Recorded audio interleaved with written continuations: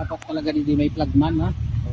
Nagulat ang mga taga-barangay San Ramon sa Bulan, Sorsogon nang makita ang isang babae sa kalunos-lunos nitong sinapit matapos magulungan ng dump truck kahapon. Dumating ang mga rescuer pero dead on arrival na siya sa ospital.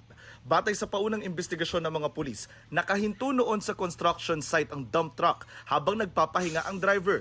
Di niya umano na malayan na pumunta sa ilalim ng truck ang biktima na ayon sa PNP ay may kondisyon sa pag-iisip.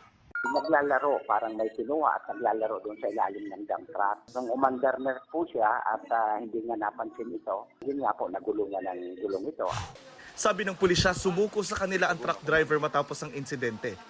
Nakapag-usap na raw ang driver at ang pamilya ng biktima at nagkasundo ang dalawang panig dahil wala raw may gusto ng nangyari.